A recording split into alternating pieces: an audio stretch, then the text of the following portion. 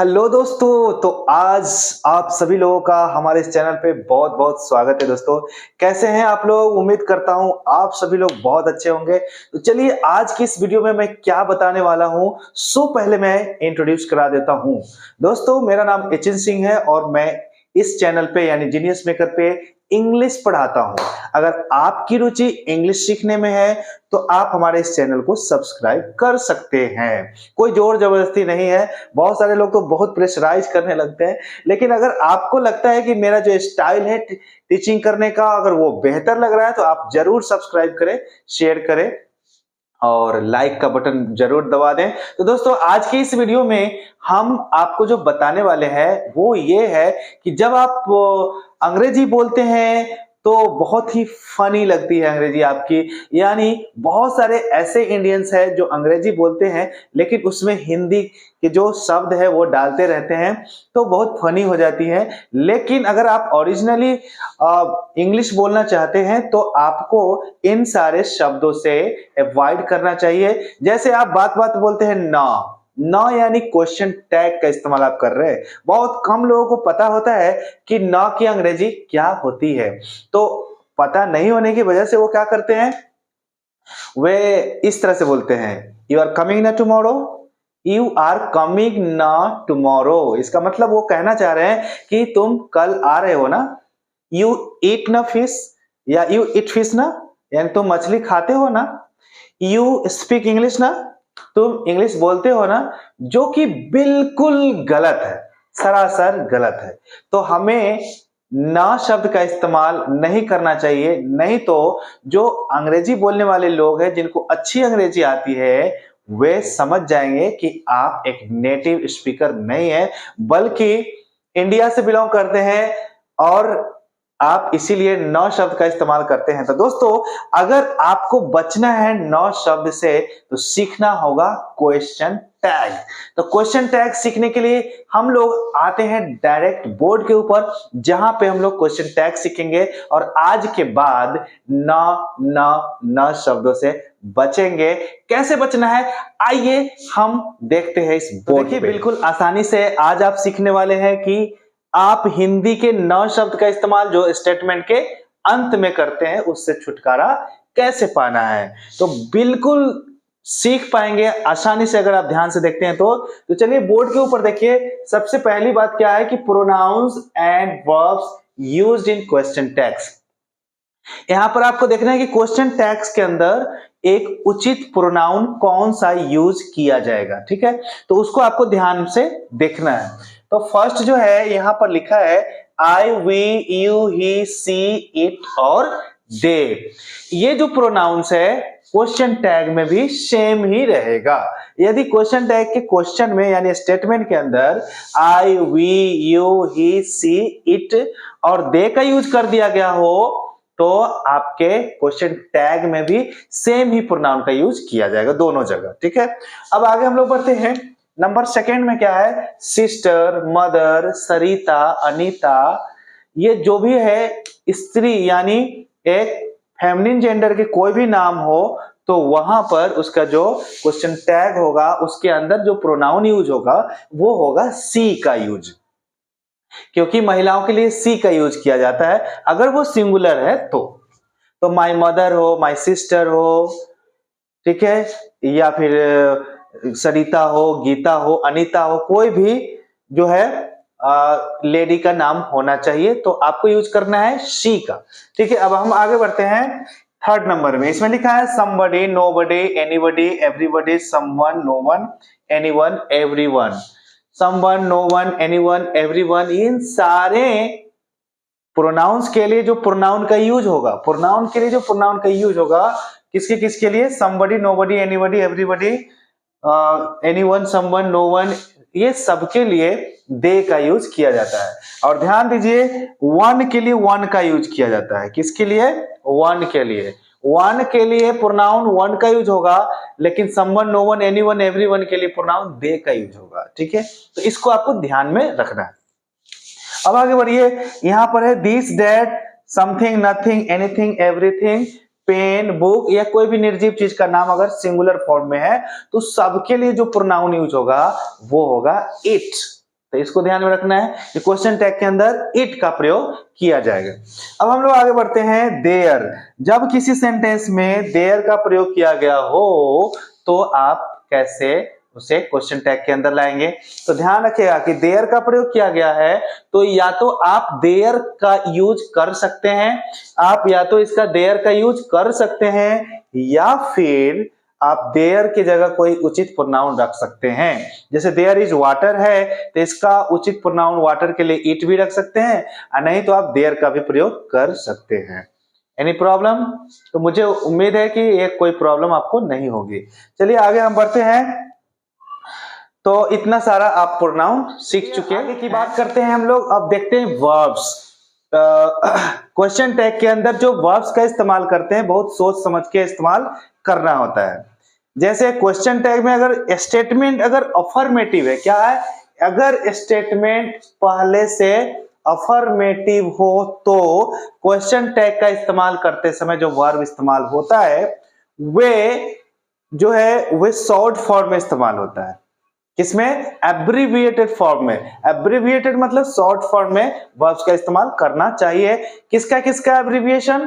तो auxiliary verb यानी verb plus not को एक साथ कैसे यूज करना है उसी को कहा जाता है एब्रिविएटेड फॉर्म्स। तो चलिए यहां देखते हैं कि एब्रिविएटेड फॉर्म्स कैसे लिखा जाता है। जैसे इज को नॉट के साथ जोड़ना है आपको तो इजंट का यूज करेंगे, आर को नॉट के साथ यूज करना है तो आरंट का यूज करेंगे, और शैल को नॉट के साथ यूज करना है तो शांट का यूज करेंगे। अरे कुछ लोग तो ऐसे लोग हैं जो शैल को नॉट के साथ जोड़ते हैं तो सैलेंट बोल देते हैं, जो कि बिल्कुल गलत है। और उसी तरह से विल को नॉट के साथ जोड़ते हैं तो इसको विलंट नहीं बोलना भाई, इसको ओंट बोलना है। क्या बोलना है? ओंट। और उसी तरह से हैज को नॉट के साथ जोड़ने पर हैजंट बोलना है। और एक चीज ध्यान रखना, कुछ लोग तो एम के साथ नोट लगाते हैं तो एमंट बोलते हैं, जो कि बिल्कुल गलत है। एम के साथ नोट लगाने पर भी क्वेश्चन टैग के अंदर खास करके एमंट नहीं होता है, वहां पर आरंट होता है, तो आरंट का यूज करना है आपको। अब बाकी सभी में देखना, ध्यान देना, बाकी अन्य सभी वर्ब्स में एन और एपोस्ट्रोफी टी जोड़ दिया जाता है। जैसे did plus not didn't, could plus not couldn't, may plus not mayn't, had plus not hadn't, बस उसमें एन और एपोस्ट्रोफी टी, ऐसे वाला एन और एपोस्ट्रोफी टी को जोड़ दिया जाता है। आई बात समझ में? इतनी बात समझ में आई। लेकिन ये लगता कहां है? पहले से अगर स्टेटमेंट अफर्मेटिव हो तभी इसका इस्तेमाल करना है, नहीं तो नॉट का इस्तेमाल करने की कोई जरूरत नहीं है। अगर पहले से स्टेटमेंट निगेटिव हो तो सारे निगेटिव वाले स्टेटमेंट का क्वेश्चन टैग अफर्मेटिव होगा, और अफर्मेटिव स्टेटमेंट रहे तो क्वेश्चन टैग निगेटिव होगा। इतना ध्यान में रखना है। चलिए अब हम लोग आगे। तो चलिए यहां पर देखना जरूरी है क्वेश्चन टैग बनाने से पहले कि जो स्टेटमेंट है वो पहले से निगेटिव तो नहीं है। अच्छा, निगेटिव होगा तो आपको पता कैसे चलेगा कि सेंटेंस निगेटिव है? अरे भाई मैं कुछ ट्रिक देता हूं आपको, उसे देखते ही आपको पता चल जाएगा कि सेंटेंस निगेटिव है। तो जैसे ही जिस वाक्य में देखना कि no, not, never, seldom, scarcely, hardly, rarely, few, little, ध्यान देना फ्यू होना चाहिए, ए फ्यू या द फ्यू नहीं होना चाहिए। क्या होना चाहिए? फ्यू होना चाहिए। उसी तरह से लिटिल होना चाहिए, ना कि ए लिटिल और द लिटिल होना चाहिए। तो केवल लिटिल होना चाहिए, फ्यू होना चाहिए तो निगेटिव माना जाएगा। उसके साथ साथ no one, none, nothing, neither, etcetera, ऐसे वर्ड्स का यूज जिस भी सेंटेंस में किया गया हो वो सेंटेंस निगेटिव होता है। मतलब कि क्वेश्चन टैग अफर्मेटिव होगा। अगर पहले से स्टेटमेंट अगर अफर्मेटिव हो तो क्वेश्चन टैग निगेटिव होगा। तो इस बात को ध्यान में रखना है। चलिए कुछ पॉइंट्स यहाँ नोट में देख लीजिए। जैसे नोट में है कि स्टेटमेंट अगर नेगेटिव हो तो क्वेश्चन टैग अफर्मेटिव होगा, और स्टेटमेंट अगर अफर्मेटिव हो तो क्वेश्चन टैग निगेटिव होगा, उल्टा होता है। उसके बाद क्वेश्चन टैग में उचित प्रोनाउंस का प्रयोग करें। प्रोनाउन जो मैं बताया हूं उसको ध्यान में आपको रखना है, और ध्यान देना है कि आई, वे, यू, हे, से, इट, दे हो तो स्टेटमेंट यानी क्वेश्चन टैग के अंदर भी सेम ही प्रोनाउन का यूज करना है। अगर कोई प्लूरल नाउन्स हो या प्रोनाउंस हो जैसे these, those, they, boys, girls, schools, colleges etcetera, ये सब प्लूरल फॉर्म में हो तो उसके लिए भी प्रोनाउन दे का यूज करना है। ठीक है। उसी तरह से निर्जीव चीज का इस्तेमाल अगर हो, जैसे my pen, my book, my house, singular form में, तो उसके लिए इट लगाना है। समथिंग, नथिंग, एनीथिंग, एवरीथिंग, इसके लिए भी इट लगाना है। तो ये सब जो मैं प्रोनाउन बताया हूं उसको आपको ध्यान में रखना होगा, तब बनाना शुरू करना है क्वेश्चन टैग। तो चलिए अब हम आते हैं क्वेश्चन के ऊपर, डायरेक्ट अब क्वेश्चन बताते हैं कि आखिर क्वेश्चन किस तरह से दिया रहेगा और कैसे आपको भी इस्तेमाल करना है बोलते समय, या फिर ग्रामर का सेक्शन, ग्रामर का एक्सरसाइज बनाते समय यूज कैसे करें, वो हम क्वेश्चन बना के प्रैक्टिस करने वाले हैं। तो चलिए एग्जाम्पल्स हम आपको सिखाते हैं। एग्जाम्पल्स नंबर 1 में क्या कह रहा है कि ही इज योर ब्रदर, इसका मतलब वह आपका भाई है। लेकिन अगर संदेह हो कि भाई है कि नहीं है, तो आप संदेह को मिटाने के लिए क्वेश्चन टैग का यूज कैसे करेंगे? तो हिंदी में आप बोलते हैं वह आपका भाई है ना, तो उसी तरह से अंग्रेजी में क्वेश्चन टैग बनाना होगा। तो पहले देख लीजिए स्टेटमेंट क्या है, अफर्मेटिव है या निगेटिव है। तो स्टेटमेंट जो है अफर्मेटिव है, इसका मतलब क्वेश्चन टैग निगेटिव होगा। तो क्वेश्चन टैग निगेटिव इज के साथ बनाइए, तो क्या हो जाएगा, इजंट। और ही का प्रोनाउन तो ही रहेगा, क्योंकि I, we, you, he, she, it, they का प्रोनाउन सेम ही रह जाता है। तो चलिए इजंट ही हो गया क्वेश्चन टैग।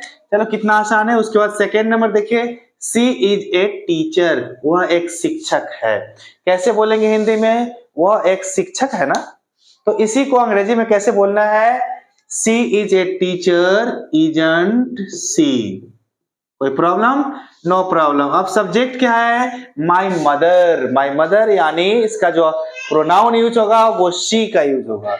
तो कैसे यूज करेंगे, my mother has no money, मेरे माँ के पास या मेरी माँ के पास पैसा नहीं है। तो क्वेश्चन टैग के रूप में क्या बोलना है, मेरे माँ के पास पैसा नहीं है ना, तो ये चीज बोलना है। तो यहां पर देखिए कि पहले से स्टेटमेंट क्या है, निगेटिव है, इसका मतलब है कि क्वेश्चन टैग भाई अफर्मेटिव होगा। तो क्या हो जाएगा, यहाँ पर हैज के साथ निगेटिव बनाएंगे तो, लेकिन निगेटिव तो बनाना नहीं है, तो आपको लिखना है यहाँ direct has she. My mother है इसलिए सी, अगर यहाँ माई फादर लिखा रहता तो ही का इस्तेमाल होता। नेक्स्ट है नथिंग इज पॉसिबल, कोई भी चीज संभव नहीं है। यह भी सेंटेंस पहले से निगेटिव है, तो इसके लिए भी आपको क्या यूज करना है, इसके लिए भी आपको यूज करना है अफर्मेटिव टैग। तो नथिंग इज पॉसिबल का क्या होगा, इज इट, क्योंकि समथिंग, नथिंग, एनीथिंग, एवरीथिंग के लिए जो प्रोनाउन यूज होता है वो होता है इट।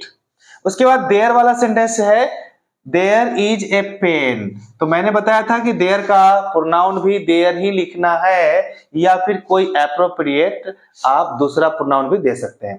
तो अगर पेन के हिसाब से अगर देना है तो इट लगा दो, नहीं तो देयर का भी यूज कर सकते हो। तो क्या हो जाएगा, इजंट हो जाएगा यहाँ पर,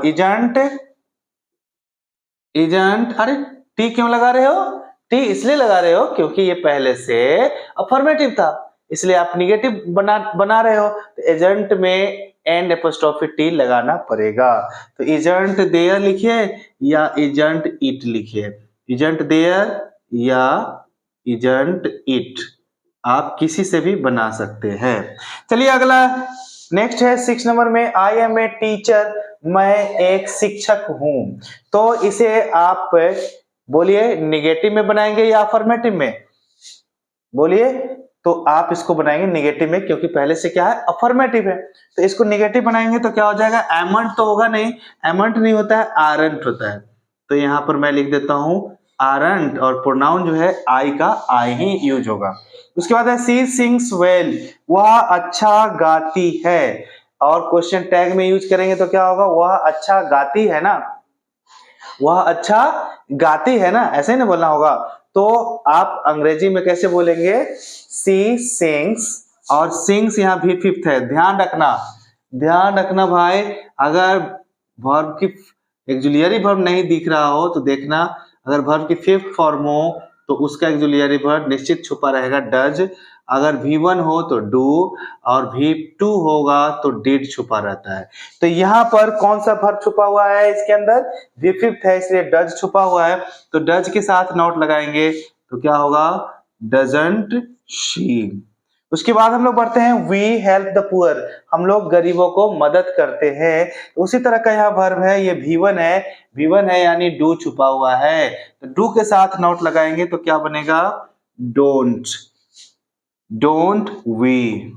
नेक्स्ट है दे स्पोक इंग्लिश, वे लोग अंग्रेजी बोलते थे ना, तो यहाँ पर स्पोक क्या है, वर्ब की सेकेंड फॉर्म है। देखिए सेकेंड फॉर्म रहने पर डिड छुपा रहता है, तो डिड के साथ आपको निगेटिव बनाना होगा, तो डिड के साथ नॉट लगाएंगे तो क्या होगा, डिडंट दे, डिडंट दे का यूज करना है।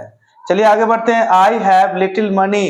भाई साहब आपको मैंने बताया था कि निगेटिव जो सेंटेंस होते हैं उसका पहचान होता है लिटिल, उसमें अगर लिटिल लगा हो या फ्यू लगा हो या नो वन लगा हो या नथिंग लगा हो या नाइदर लगा हो, सेल्डम, स्कार्सली, रेयरली, हार्डली, ये सब लगा हो तो सेंटेंस निगेटिव होता है। तो यहाँ लिटिल से पता चल गया कि सेंटेंस जो है निगेटिव है, तो इसका क्वेश्चन टैग अफर्मेटिव होना चाहिए, तो हैव के साथ तो नॉट लगाना नहीं है, तो डायरेक्ट लिखोगे हैव आई। तो इस तरह से आप क्वेश्चन टैग बना सकते हैं। अगर आपके पास ग्रामर का कोई बुक है जिसमें क्वेश्चन टैग दिया हुआ है तो आप उसका एक्सरसाइज बना सकते हैं। मैं क्वेश्चन टैग का सेकेंड पार्ट बहुत जल्दी लाने वाला हूं, तब तक के लिए आप बनाइए क्वेश्चन टैग। प्रॉब्लम हो तो कमेंट बॉक्स में अपनी प्रॉब्लम लिखिए, मैं उसका समाधान दूंगा वीडियो के जरिए। और लाइक शेयर तो जरूर कर दीजिए, ये तो सबको कहना होता है, मैं भी कह रहा हूं कि लाइक और शेयर कर दीजिए, आपकी इच्छा, बाकी आपको अच्छा लग रहा हो तो आप सब्सक्राइब भी कर दीजिए और बेल आइकन को भी प्रेस कर दीजिए। तो दोस्तों फिर हम मिलते हैं नेक्स्ट वीडियो में यानी क्वेश्चन टैग के सेकेंड पार्ट में, तब तक के लिए हम लेते हैं आपसे विदा, बाय बाय, जय हिंद।